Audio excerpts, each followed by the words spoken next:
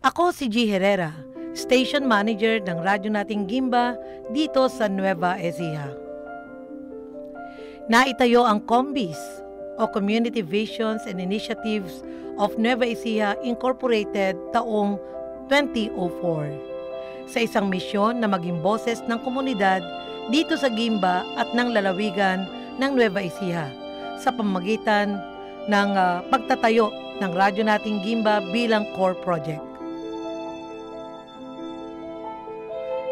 Sa pagtatayo ng ating istasyon, naging venue ito ng mga hinaing ng mamamayan para madinig ang kanilang mga panawagan, lalong-lalo na ang mga magsasaka. Ngunit, sa totoo lang, ay nakakakaba ang ganitong trabaho, lalo na noong panahon ng Oplan Bantay Laya. Panahon ito ni General Palparan noong si dating Pangulong Gloria Macapagal Arroyo ang presidente. Kaliwat kanan ang mga nababalitaan naming pamamaslang at pangharas, lalo na sa mga mass organizations dito sa lalawigan. Hindi naging exempted ang radyo nating Gimba sa nangyaring harassment at pananakot ng administrasyon. Naranasan din naming sapilitang pasukin ang aming opisina ng mga militar. Pinaradahan ng 6x6 sa harap ng istasyon at harasin ang mga staff habang nakikipagtalakayan kami sa pamilya ng mga biktima. Hindi natapos ang mga pananakot sa amin. Nagtuloy-tuloy ito na tumagos sa maraming lugar dito sa Nueva Ecija. Pero hindi yon naging hadlang para matinag at huminto kami. Hindi kami nagpasupi. May iba't iba kaming mga pamaraang ginawa para mapalawak pa ang serbisyong maaari naming ibigay sa komunidad.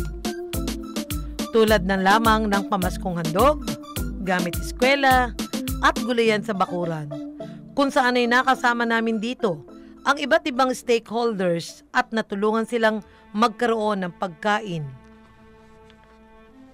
Sa termino ni dating Pangulong Aquino, nakakausap na muli namin ang mga tao sa komunidad, ang organisasyon nila, at nakakapagpahayag na muli sila ng mga hinaing at panawagan. Ngunit, hindi talaga maiiwasan na bumalik ulit ang aming pangamba. Lalo na noong termino ni dating Pangulong Rodrigo Duterte dahil sa kanyang fake war on drugs campaign, mga surveillance, at lumawak na false information o fake news. Dagdag pa rito ang red tagging, kung saan maging ang aming istasyon ay pinaratangang may ugnayan sa mga makakaliwang grupo. Sa kabila ng masalimuot na kalagayan ng komunidad at panggigipit, nagpapatuloy pa rin ang radyo nating Gimba na magbigay ng serbisyo sa mamamayan at magbibigay boses sa pamamagitan ng boses ng sambayanan, tinig ng katotohanan, usapang magsasaka, balitang talakayan, tropang kababaihan, kalusugan para sa lahat, Ilocano te Agsapa at iba pang mga programa. Dumating pa ang pandemya. Sa panahong ito, lahat tayo ay hirap kumilos. Maraming dapat ikonsidera. Maraming limitasyon at marami ang sinubok ang kalusugan. Hindi pa rin kami huminto. Nakapagserbisyo pa rin tayo sa pamamagitan ng pagbibigay ng tamang impormasyon at boses ng mga nangangailangan ng tulong. Higit lalo na ang mga nasa laylayan. Isa ang radyo nating Gimba sa unang tumugon sa mga senior citizens, ang Save the Elders. Patuloy tayong nagtambol ng mga hinaing at naging tulay upang kanilang boses ay marinig. Bagamat sa kabila nito, ang naging kapalit ng pagmamalasakit ay kaso mula sa lokal na pamahalaan sa termino ni dating Mayor Dizon. Sinampahan tayo ng kasong cyber libel dahil umano sa paglabag ng Bayanihan to Heal as One Act. Kahit na isiniwalat lang naman natin ang katotohanan kaugnay ng COVID-19 supplemental budget ng munisipalidad. At wala daw koordinasyon ang mga ginagawa naming tulad ng pagbibigay ng bigas, vitamins at mansanas sa mga matatanda, kasabay ng maraming daing ng mamamayang nagugutom. Matapos ang mahigit 2 taon ay na-dismiss ang kaso dahil sa kawalang ebidensya ng kasong isinampa sa atin na gawa-gawa lamang.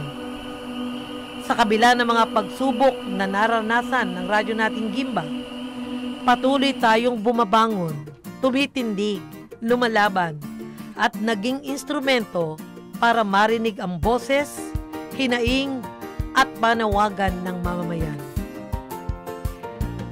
2 dekadang pagsisilbing gabay, katuwang, at kakampi. Mula sa munting himpilan sa Gimba na misyong maghatid ng balita at serbisyo publiko, kasama ng mga dati at kasalukuyang tauhan, reporters, sponsors, at volunteers ng radyo nating Gimba. Mananatili po kaming inyong sandigan, laging bitbit ang malasakit, ang pagmamahal sa bayan. Baon ang 2 dekadang kwento at karanasan ng tapang at paglilingkod. Hindi lang po kami basta-basta nagpapasalamat dahil nangangako po kaming patuloy na maglilingkod sa sambayanan, higit lalo sa mga nangangailangan. Ito ang radyo natin Gimba, ang inyong katropa, kamagsasaka, katalakayan, kaboses, at kapartner sa kalusugan.